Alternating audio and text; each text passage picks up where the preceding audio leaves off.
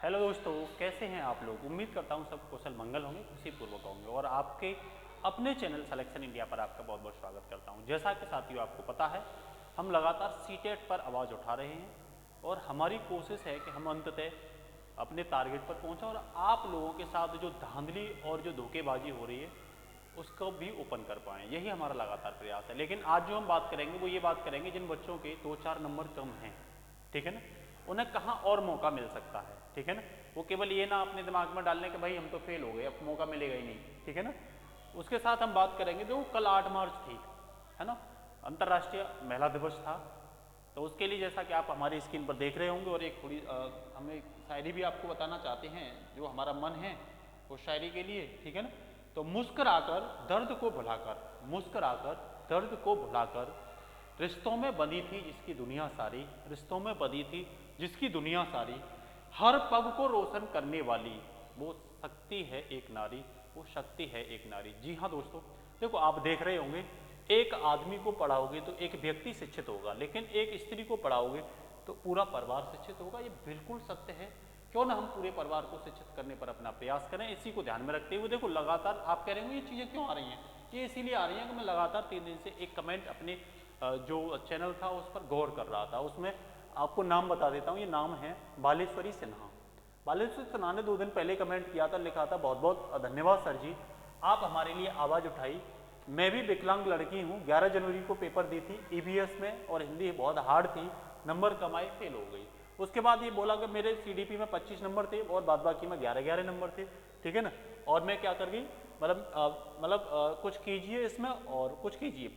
फिर लास्ट में जो कमेंट थी वो ये थी साथियों, मैं कितनी मुश्किल से फार्म भरी थी सर जी, मैं गरीब और विकलांग, ध्यान रखना, गरीब और विकलांग हूँ, मेरे माता पिता भी नहीं हैं और मैं 10 नंबर से क्या होगी, फेल हो गई।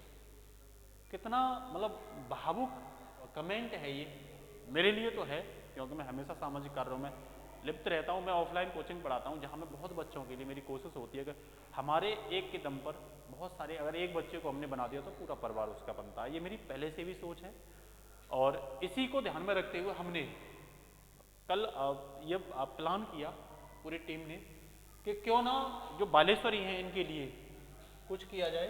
तो देखो, बालेश्वरी के लिए नहीं, मैं हर उस बहन, बेटी या छात्रा के लिए ये बोलना चाहता हूँ, पहले तो दिमाग से हटाइए कि आप विकलांग नहीं हो, आप दिव्यांग हो। कौन हो, दिव्यांग हो।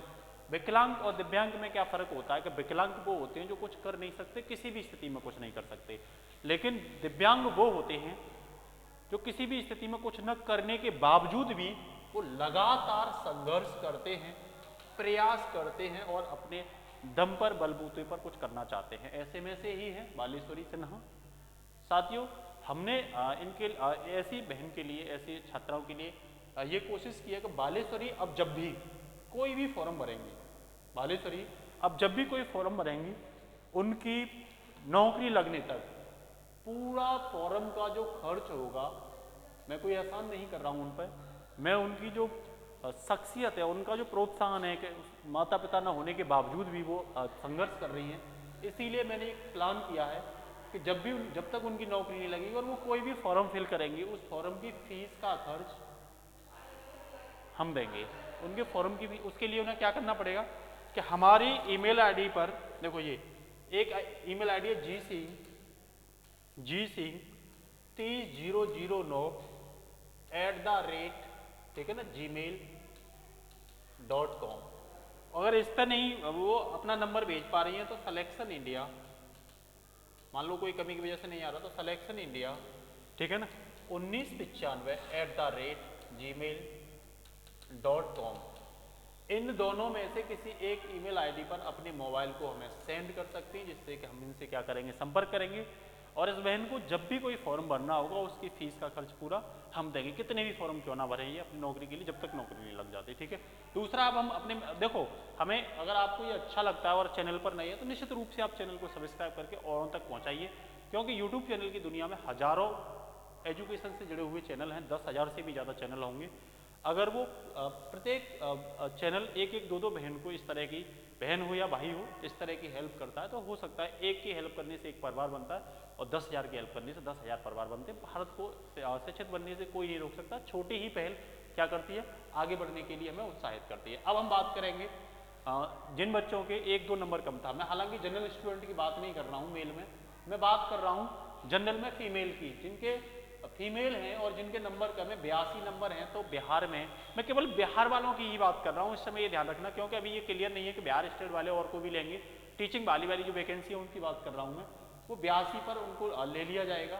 और ओबीसी में है जो चाहे मेल हो या फीमेल, उनको 82 पर मौका मिलता है बिहार में। और SC/ST में तो सिर्फ 75 पर ही क्या मिलता है, मौका मिलता है। अगर आप हैंडीक्राफ्ट हैं और बिहार से वैकेंसी के लिए आप 75 में पूरे हो जाएंगे। तो मेरा कहने का मतलब ये है कि कई टीचर चैनल जो टीचिंग चैनल है वो ये कह रहे हैं कि भाई अब कुछ नहीं हो सकता, फालतू का वहम फैला रहे हैं बच्चों में, अब जो हो गया सो हो गया, सीटेट दोबारा रिजल्ट जारी नहीं करेगा। तो मैं उनसे ये पूछना चाहता हूँ कि आप ये क्यों नहीं कह रहे जिन बच्चों के एक पेपर में 128 या 124 और एक पेपर में 28 या 4 नंबर आ रहे हैं, उन पर आप क्यों नहीं बोल रहे हो? उन पर बोलने में आपको आपत्ति क्यों हो रही है? कहीं ऐसा तो नहीं है धांधली में आप भी सहयोग करते हो? आपको एक बार तो बोलना चाहिए कि ऐसा आखिर कर क्यों होता है। दूसरी बात, एक बच्चे ने जिसने प्रोविजनल आंसर की चेक करी थी तब उसके 110 थे, और जब फाइनल आंसर की रिजल्ट आया तब उसके 70, 72, 75 नंबर रह गए। तो उसने कहाँ गलती की उस आंसर की में? या तो आयोग द्वारा जारी की गई प्रोविजनल आंसर की बिल्कुल गलत है, या फिर फाइनल आंसर की गलत है, कोई तो एक गलत होगी, या फिर रिजल्ट गलत है। तो इसका जवाब आप क्यों नहीं गए इसके साथ, मतलब इसलिए आप बच्चों के साथ क्यों नहीं खड़े हो? इस मुद्दे पर तो आपको बच्चों के साथ होना चाहिए, जबकि आप यूँ कह रहे हो कुछ नहीं हो सकता है इसमें। तो ये आपको दिख नहीं रहा है क्या? ये जो चीज़ें हैं हमने पिछली कई उसमें दिखाई हैं, क्या वो गलत हैं? अगर गलत है तो आप बताइए। दूसरी बात साथियों, जो हमने उस छात्रा के लिए पहल उठाई आपको कैसी लगी? क्योंकि अगर अंतर्राष्ट्रीय महिला दिवस पर कुछ ऐसी पहल सभी चैनल के द्वारा उठाई जाती है तो बच्चियों को और मौका मिलता है पढ़ने के लिए। तो हम नेक्स्ट बताएंगे आपको, क्योंकि जो सीटेट पर हम डिबेट कर रहे हैं, सीटेट पर जो हम लगातार मुद्दे को ओपन करने की कोशिश कर रहे हैं, उसमें कल हो सकता है ऑनलाइन तरीके से हम उसे क्या करेंगे, याचिका को आगे बढ़ाएंगे, उसकी फीस भी कल कटवाएंगे, फिर आपको बताते हैं क्या होगा। नमस्कार, जय हिंद। लाते रहेंगे आपके लिए ये खबरें।